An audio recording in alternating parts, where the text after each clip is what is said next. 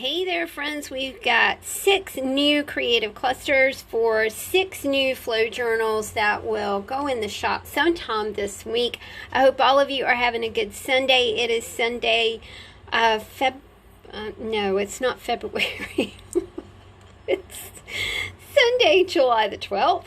And I've got these clusters to show to you guys for new journals. So let's get hopping here and let's see what creative clusters we came up with this week. It was a lot of fun, you know, again, just working with, and I'm working with what I have on hand. Now I'm kind of reimagining things. I'm putting new things in, taking some things out. But you'll see what I'm talking about when we get into I keep doing that, and it's a pen mark. I keep thinking it's Mia shedding, and she does not come upstairs except for when there is a huge storm and Chris is at home. So I keep thinking that's Mia here, but it's not. It's a pen mark. The first cluster that we will take a look at seems to be really appropriate for today, since it is July the 12th. It is not February. And that is Salt Life. I don't know about you guys, but to me, the beach is where I need to be. The beach is where my soul is at rest. When I see the expanse of the ocean, it makes me believe that there is something else out there rather than this, you know, this kind of this existence that we call humanity. So Salt Life is all about kind of the blues and oceanic sort of ephemera and things like that. So we start off with a fun little hairy paper clip. This one has some netting on it and tulle, and it reminded me, you know, of the fishing lines. And then we have this nautical baker's twine, you know, the whole blue and white thing. I could do a whole blue and white house, couldn't you?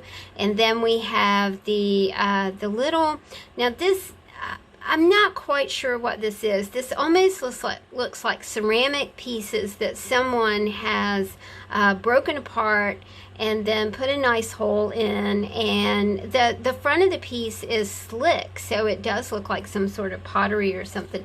I thought a nice 24-inch piece of cording would be really nice. This is a nice hemp cording, and I thought it would be fun to, you know, maybe put this on the cording. You guys can do whatever you want to with it. Take time to coast. I think that is kind of the theme of the ocean. You know, when you see water, you see boats, you see there's something about water, you know, that creates those beautiful sunsets, the reflection of buildings, you know, in the water. I just think that water is soothing, water is comforting, water is healing, especially salt water, you guys. You got a couple bookmarks in here to toy with. A beautiful piece of advertising. Again, you know, we see this ocean current here, rock formations here. I love the way that her dress actually picks up on the colors of the nautical theme. This is a 6x3 piece of cardstock.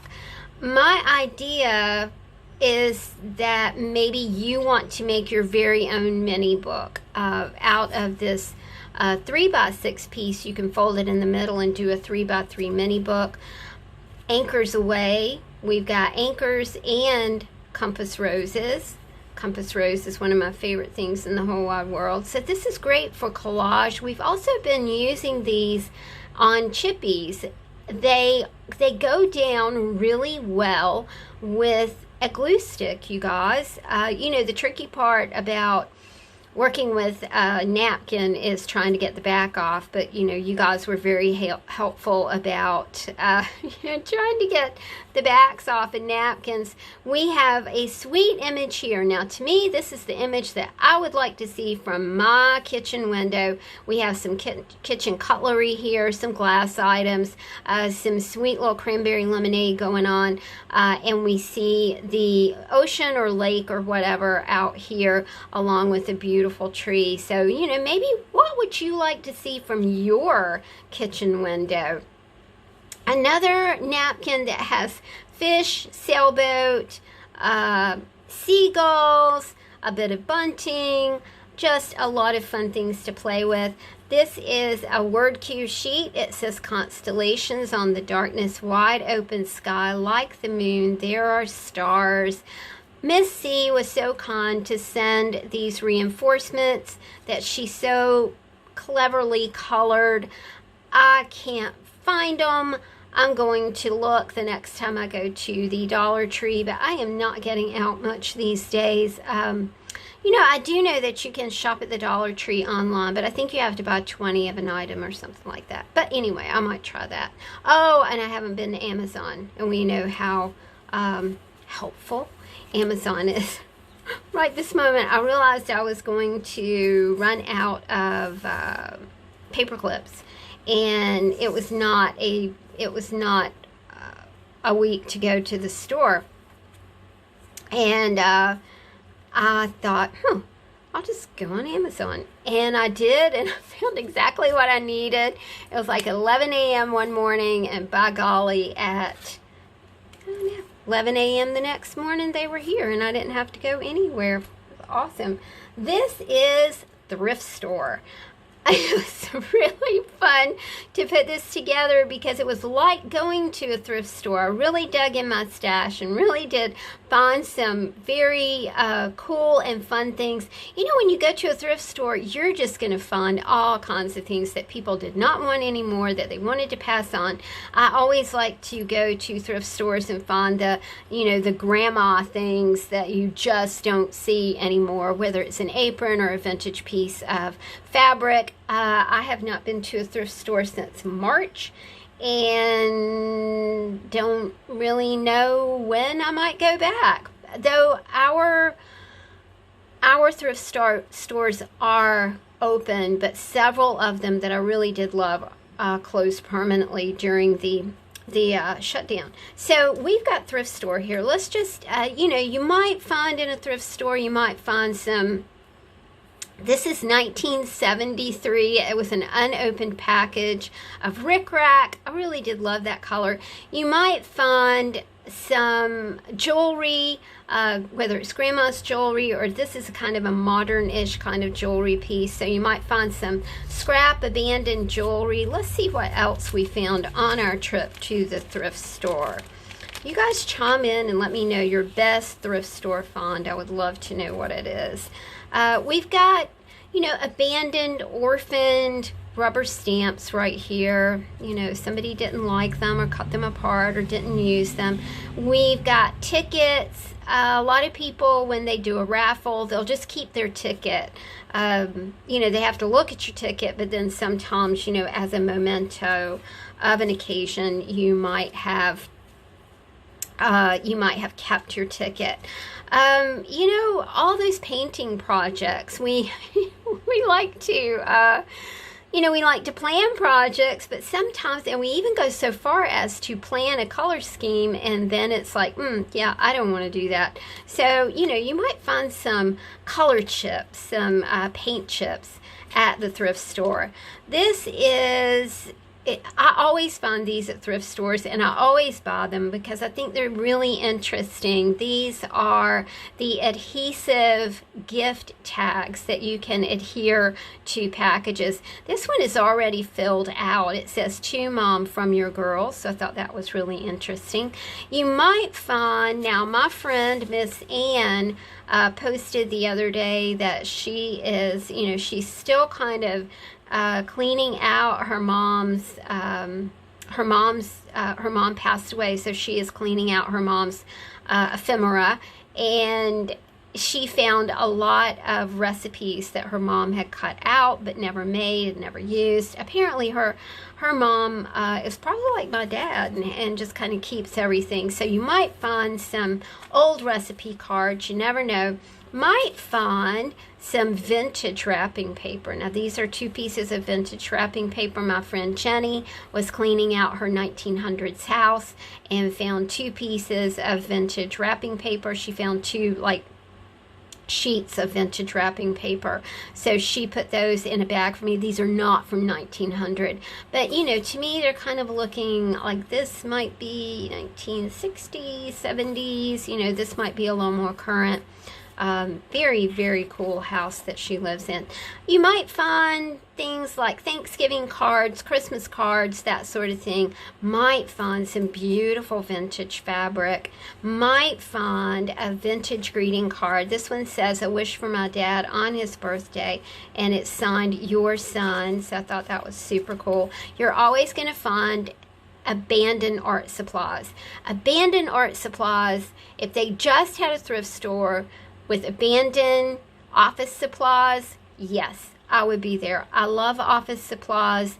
I love old staplers. I love stickers. I love old folders. I love that kind of thing. So, you know, you're always going to find some kind of abandoned sticker.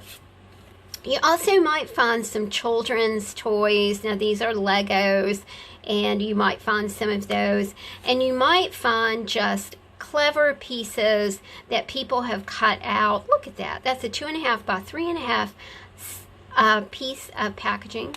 Perfect for a art trading card. Okay, so this is Thrift Store. I'm going to kind of put her all together. Put her on her packaging right here. Okay, so we've done Salt Life and Thrift Store. Next is, I believe this is Botanical. Yes, this is Botanical. I think, hold on. Yes, this is Botanical. I was really inspired by an illustration from National Geographic. Love that publication. And I'm already tearing things up here. Don't worry, I'll fix it. But the illustrations are so, you know, this is Entomology. Entomology. So this is the study of bugs. And if you kind of delve into Victoriana, you're going to see things like this. Apparently it was like a thing to go out into the country and collect specimens, and, you know, and not just in the Victorian times, you know, like in the early 20th century as well. If you read, you know, English literature, I mean, who was very fond of walking? You know, Jane Austen. So you can see that she would be a person who would, you know, we think about Edith Holton, the Country Diary of an Edwardian Lady, and we think about, you know, how she loved to collect and draw and log her findings and that sort of thing. So I thought that this would be a fun piece for you guys to kind of create your own botanical slides or botanical pieces or botanical mixed media. We have some tabs here for you. So, you know, if you're going to take photos of your discovery. This one says everyday moments, and we really have to treasure those everyday moments. When I was walking Mia this morning, well, not early this morning, but like, I don't know, it's maybe around 10 o'clock. The moon is visible in the sky, and I love days like that because I think there's a little bit of magic when it's daylight and you can see the moon. You know what I'm talking about? So I was just like, ooh, that's a very cool thing. We've got appropriate collage material for you. This is a napkin, and it's got some botanical elements on it. Isn't that really just pretty? Again, a 3 by 6 piece of cardstock that you can fold together. Look how pretty that would be, and make into a 3 by 3 mini book. A little bit of deli paper, printed deli paper, and a map, because you might need to know where you're going to collect your specimens. I also really, I know this is kind of a weird thing to put in there, but you know how I find 4-leaf clovers. So I'm very fond of finding a 4-leaf clover, and then I'll put it between like either something like this, you know, some tissue paper, that kind of thing. So my head was thinking tissue paper, but my head was thinking not a plain piece of tissue paper. My head was thinking, you know, a piece of pattern paper would be really pretty here. We've got another collage piece for you. I really love this brown napkin. It's kind of a mustardy brown, Dijon mustardy brown. Look, y'all, I created a color, and it's just really a very pretty color, and kind of went with the color palette.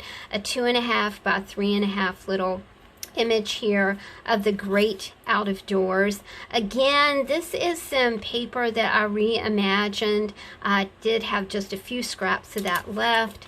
Another piece of, you know, packaging that you could put into, you could put a pressed flower into here and then fold it over. I really like it because it is kind of Victoriana. Anytime that you were displaying a piece, you would have a plate number, right? Especially in books that are museum oriented. You know, you might have prints from a museum, and you're always going to have these plate things.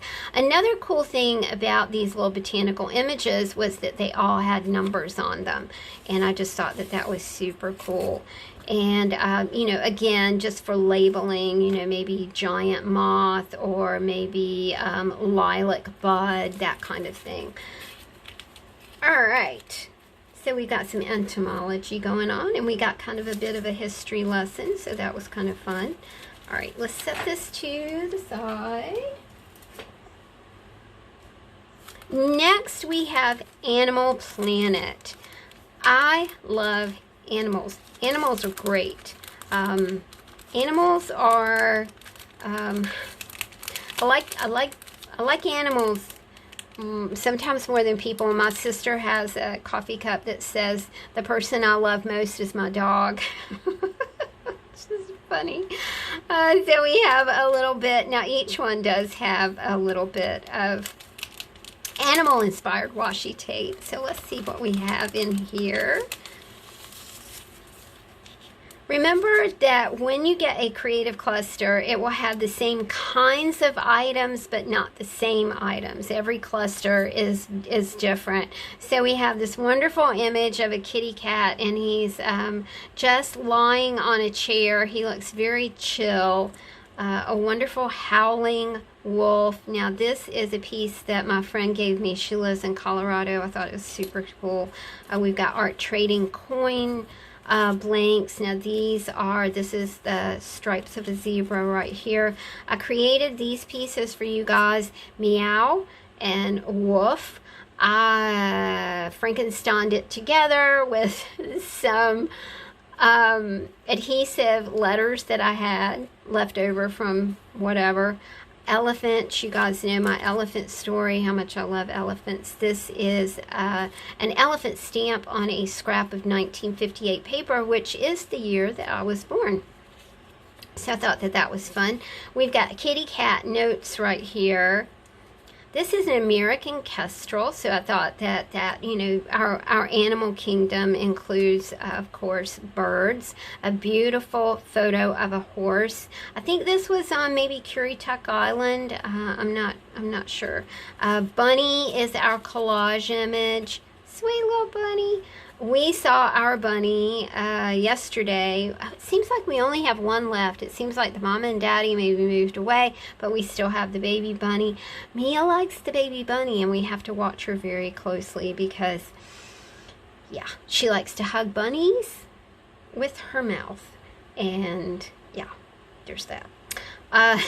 This is a cute little image that says, "What are you?" Another image of a sweet doggy. More stripes and spots, you know, cheetahs, and this is a giraffe image here. We've got zebra image here. Some sweet doggies. This is from children's book, 1958. Champion Prince Tom is the name of the book, and I just think it's just a really sweet image to, you know, to ponder. Did you have a favorite pet when you were little? A little hedgehog right here. That might be a porcupine. Might be a porcupine. I think it is. I love the, you know, the leaves and the fall imagery here. And we have another sweet little doggy for you, as well as some cute little stickers. This one is of a mouse.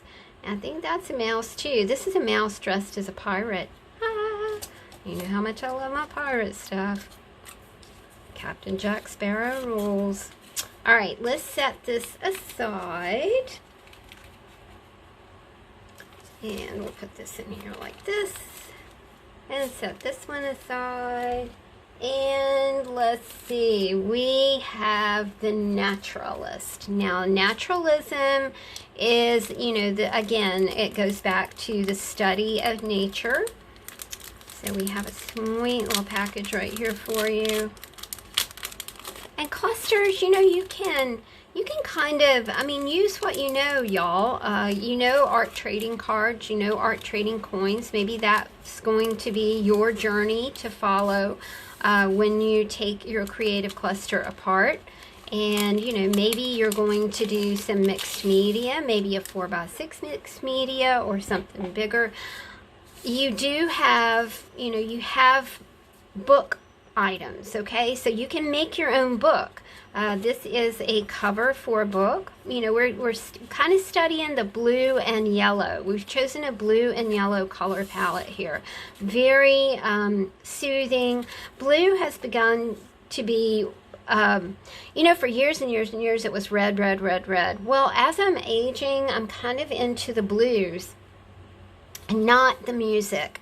Not the music. I am not fond of the blues at all. Yeah, it's too repetitive for me. So we've got all kinds of pieces of paper for you to play with. Maybe the naturalist needs to log some notes about a nature visit or a nature walk. I'm so lucky, this life is mine. Everyday moment. So we've got a lot of, so you can see the vibe coming along, right? You can feel the vibe of the piece, and enjoying nature, being part of nature, paying attention to nature. A lot of us kind of just go heads down through the day, and we don't really look around us, and we don't take the minutes that we need to fully appreciate and evaluate and passionately take in our natural surroundings. So we have, you know, we're into the yellow now. So we've got our yellow daffodils. We've got some goldenrod paper for you. We've got a yellow and blue fabric piece, and we've got this beautiful, look at that napkin, is just extraordinary, kind of Mandela-ish, kind of quilt-ish at the same time, and a beautiful, another piece of 3x3 paper that you can totally make into a mini book. And of course we have our hairy paper clip to play with as well. The final package is Yesteryear. I delved deep into my ephemera to put this together for you guys. It is old papers. So let's just kind of take a look here. This again is from a 1958 book about horses. Love the illustration. These are, now this is not like a copy, okay? This is for reals, as I'm fond of calling it. This is the fourth meeting of the commissioner. It's very, you know, it mentions Ipswich, 7 days notice having been given to each of the creditors who had not previously proved their claims. This is a legal document. We've got signatures for you. These were signatures on a petition. I wonder about these people. You know, you wonder about where they are, what were their lives like. I love signatures. I think they're very interesting. And then we have a piece from 1887. You can see the pen work here. And there's the date right there, February 25th, 1887. then that's where this piece came from. This is an old piece of, I think this was from the 70s. This, The Travels of Marco Polo, the man who discovered Britain. This is, I think this is from a Reader's Digest, an old Reader's Digest, like a compendium of articles and information. So I thought that the map of Africa was really super cool here. A book about astronavigation that explains the Pegasus Quarter. It talks about the stars. This was from 1941. Between Pegasus and the pole is Cassiopeia's chair, like a straggly W, with Shader, its brightest star. This is the nearest of the group to Alpharaz. Pegasus Square, Pole Star. You know, this is how people navigated, you know, before there were computers to tell us what to do. Isn't that a scary statement?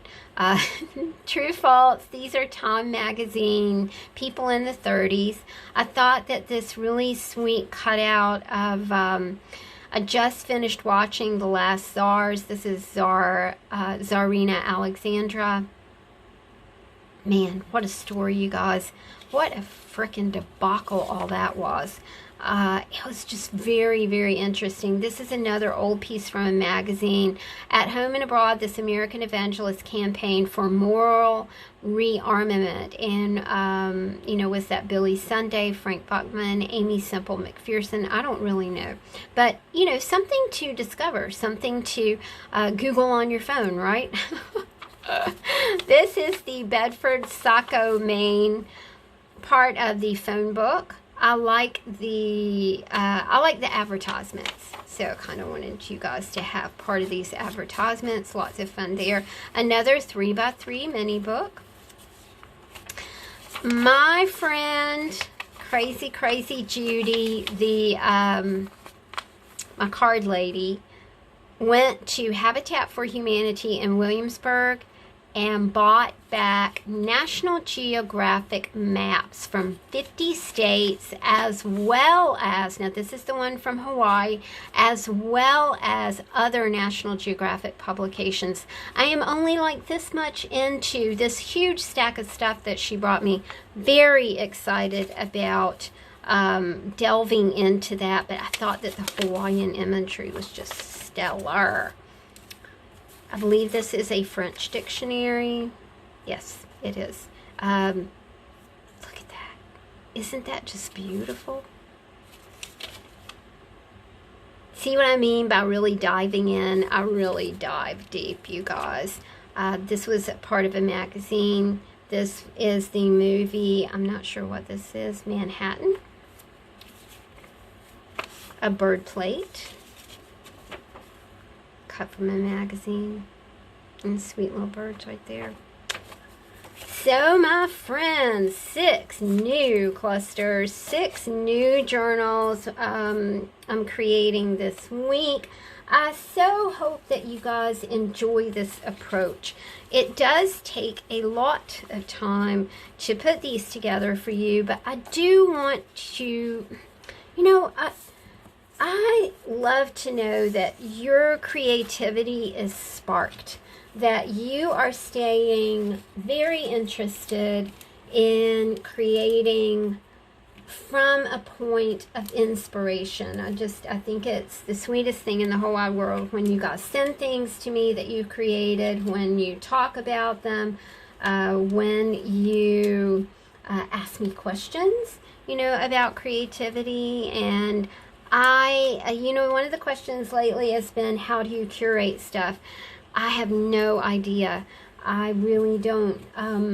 I believe in the power of flow. I believe in the clearance of the mind so other people can talk to you. And I think that's what it is. It's a co-creative experience. When you guys send things to me, I might have ideas for them and I might not have ideas for them at that moment. It's a momentary kind of thing. It is flow at the, you know, at a meta level. Flow. I can't explain it, or I would. I hope that you guys have a great day. I'll talk to you next week.